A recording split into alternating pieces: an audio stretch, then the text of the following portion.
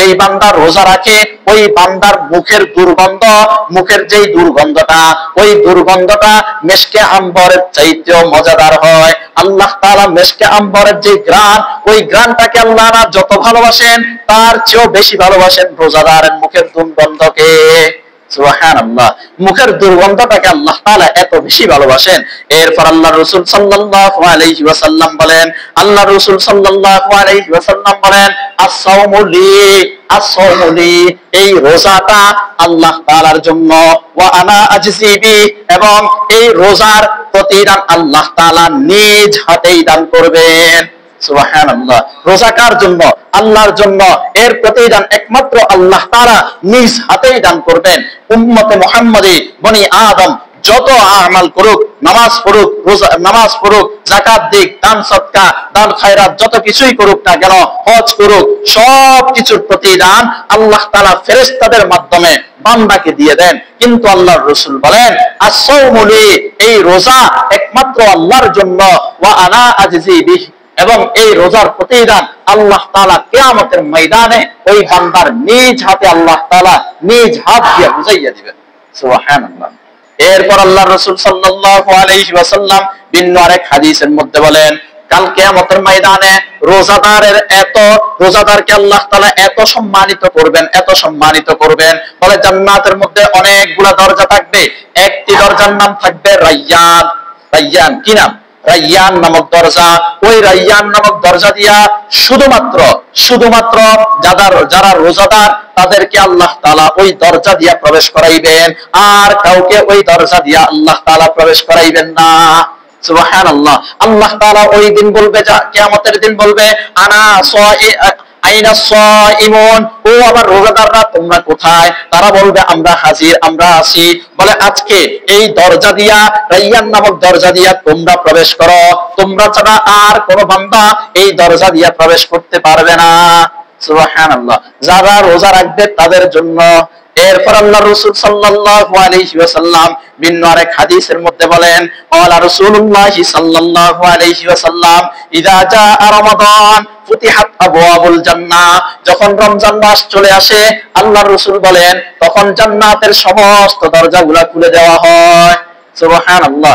ভিন্ন আরেক হাদিসের মধ্যে বলেন, ক্বালা রাসূলুল্লাহ সাল্লাল্লাহু আলাইহি ওয়াসাল্লাম, ইযা দাখালা শাহরু রমাদান ফুতিহাত আবওয়াবুস সামা ওয়া গুল্লিকাত আবওয়াবু জাহান্নাম ওয়া সুলসিলাতিশ শায়াতিন, যখন রমজান মাসের মধ্যে আমরা প্রবেশ করে যাব তখন আল্লাহ তাআলা আসমানের সমস্ত দরজাগুলো খুলে দেন। আগের হাদিসে বললেন জান্নাতের দরজা খুলে দেন, এই হাদিসে বললেন আসমানের সমস্ত দরজা খুলে দেন। অর্থাৎ বরকতের যত দরজা আছে আল্লাহ তাআলা বরকতের সমস্ত দরজা খুলে দেয়। সুবহানাল্লাহ। এরপর আল্লাহর রাসূল বলেন, ওয়া গুল্লিকাত আবওয়াবু জাহান্নাম, এবং জাহান্নামের সমস্ত দরজাগুলো আল্লাহ তাআলা বন্ধ করে দেয়। ওয়া সুলসিলাতিশ শায়াতিন, এবং অবাধ্য শয়তানদেরকে আল্লাহ তাআলা বন্দী করে নেয়। এখন আমার প্রশ্ন, আপনাদের প্রশ্ন আমার উত্তর, হুজুর যদি শয়তানকে যদি বন্দী করে নেয়, আমরা তো গুনাহ করি শয়তানের ওয়াসওয়াসায় পড়িয়া, শয়তানের ধোঁকায় পড়িয়া, তাহলে রমজান মাসে যদি জাহান্নামও বন্ধ, শয়তানও বন্দী, আমরা কেন গুনাহ করি? এই গুনাহ করার পেছনে কারণ হইল আমার আর আপনার অভ্যাস। আমরা অভ্যাসের দাসত্ব করি, যার কারণে রমজান মাসে আমি আর আপনি নামাজ থেকে বাইরে হইয়া ইফতার করিয়া মুখের মধ্যে সিগারেট লাগাই, ক্যারাম বোর্ডের আড্ডায় যাইয়া আড্ডা দেই, জেনার আড্ডায় যাই, সুদের উপর টাকা লাগাই, ঘুষের উপর টাকা নেই। এই গুনাহগুলো আমরা কেন করি? একটাই মাত্র কারণ, এই গুনাহগুলা করার পেছনে কারণ আমরা আগের থেকে অভ্যাস করে এসেছি। আপনি রমজানে যেই গুনাহই করেন না কেন, শয়তান আপনাকে দিয়া গুনাহগুলা করায় না, এই গুনাহগুলা আপনাকে দিয়া আপনার অভ্যাসে করায়। ওই যে আপনি অভ্যাস করে আসছেন, এই অভ্যাসের কারণেই আপনি রমজান মাসে আসিয়া গুনাহ করেন, শয়তান আপনাকে দিয়া গুনাহ করায় না। কথা বুঝছেন নি? তাহলে রমজানে শয়তান থাকে না, জাহান্নাম থাকে না, এর পরেও গুনাহ করি, কারণ আমি আর আপনি অভ্যাসের দাস হয়ে গেছি। এই জন্য আল্লাহর রাসূল শাবান থেকে অভ্যাসকে দূর করার জন্য শাবান মাস থেকে রোজা রাখা আরম্ভ করে দিতেন, শাবান মাস থেকে নফল ইবাদত বাড়িয়ে দিতেন। এরপর আল্লাহর রাসূল সাল্লাল্লাহু আলাইহি ওয়াসাল্লাম ভিন্ন আরেক হাদিসের মধ্যে বলেন, ইয়া মাশারাশ শাবাব মান ইসতাতা মিনকুমুল বাআ ফালইয়াতাজাওয়াজ। ও আমার উম্মতেরা, তোমরা যদি, ও দুনিয়ার উম্মতের যুবকেরা, তোমরা যদি সামর্থ্য রাখো, মান ইসতাতা মিনকুমুল বাআ, তাহলে তোমরা বিয়ে করো। ফাইল্লাম ইয়াস্তাতি, যদি তোমরা সামর্থ্য, যদি বিয়ে করার যদি সামর্থ্য না থাকে, ফাইল্লাম ইয়াস্তাতি ফাআলাইহি বিসসাওম, তাহলে তোমরা রোজা রাখো। এখন আল্লাহর রাসূল এই হাদিসে বললেন, আমার উম্মতের মধ্যে যারা সামর্থ্য রাখো তারা রোজা রাখো, আর যারা সামর্থ্য রাখো না তারা, যারা রোজা সামর্থ্য রাখো বিয়ে করার, তারা বিয়ে করো, যারা বিয়ে করার সামর্থ্য রাখো না তারা রোজা রাখো। আল্লাহর রাসূল এই হাদিসে সামর্থ্যের কথা বুঝাইতে গিয়া বলেন, দুইটা কথা বললেন। এক হইল শারীরিক সামর্থ্য, দুই হইল আর্থিক সামর্থ্য।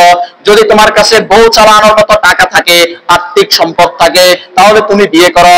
যদি আর্থিক সম্পদ না থাকে কিন্তু শারীরিক ক্ষমতা আছে, শারীরিক সক্ষমতা আছে, বিয়ে করার দরকার নাই। তোমার কাছে শারীরিক ক্ষমতা নাই, আর্থিক ক্ষমতা আছে, বিয়ে করার দরকার নাই।